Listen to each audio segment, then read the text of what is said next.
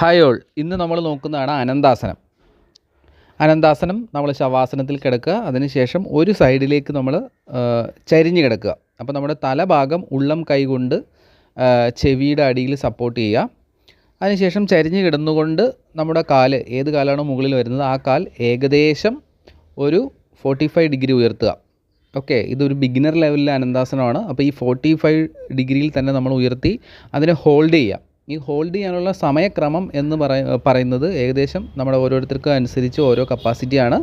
ചിലർക്ക് അതൊരു 3 breath, normal breath 3 എടുക്കുന്ന സമയമാണെങ്കിൽ 3 എടുക്കുക, 2 എടുക്കുന്നതാണ് നിങ്ങൾക്ക് കംഫർട്ടെങ്കിൽ 2 ബ്രീത്ത് എടുക്കുക, 5 ബ്രീത്ത് എടുക്കുന്നവർ നിങ്ങൾക്ക് ഹോൾഡ് ചെയ്യാൻ കംഫർട്ടാണെങ്കിൽ അങ്ങനെ ഹോൾഡ് ചെയ്യാം. ഹോൾഡ് ചെയ്യുന്ന സമയത്ത് ആ ശരീരഭാഗത്തിനെ അതുപോലെ ഹോൾഡ് ചെയ്യാൻ സഹായിച്ച എല്ലാ മസിൽ ഭാഗങ്ങളിലേക്കും നമ്മൾ ശ്രദ്ധിക്കുക. അതിനുശേഷം തിരിച്ച് ആ ഉയർത്തിയ കാല് തിരിച്ച് അതേപോലെ തന്നെ തിരിച്ച് വയ്ക്കുക.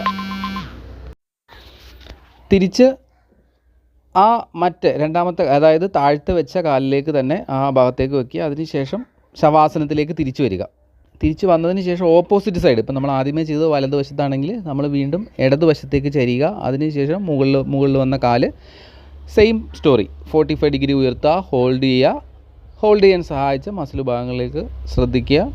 4 അല്ലെങ്കിൽ 3 ബ്രീത്ത് എടുക്കുക. അതിനുശേഷം വളരെ സാവധാനം തിരിച്ച് കാല് അവിടെ വയ്ക്കുക. അതിനുശേഷം മലർന്ന് ശവാസനത്തിലേക്ക് വരിക.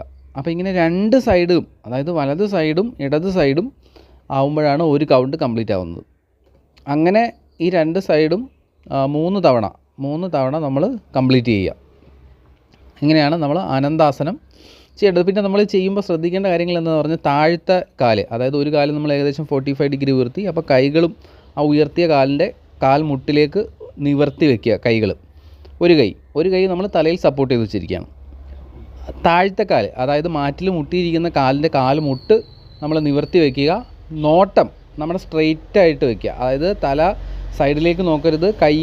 കയ്യിൽ താങ്ങിയിരിക്കുന്ന തല നേരെ സ്ട്രെയിറ്റ് ആയിട്ട് തന്നെ ആ താങ്ങിയ ഭാഗത്ത്, ആ കണ്ണ് നേരെ പോകുന്ന ഭാഗത്തേക്ക് തന്നെ നോക്കിയിരിക്കുക. നോട്ടം വളരെ പ്രധാനപ്പെട്ടതാണ്. അതുപോലെ ഈ ശരീരത്തിനെ ഒരു കാലുയർത്തി ബാലൻസിങ് ചെയ്യുക. ഈ രീതിക്കാണ് നമ്മൾ അനന്താസനം ചെയ്യേണ്ടത്. Okay, thank you all.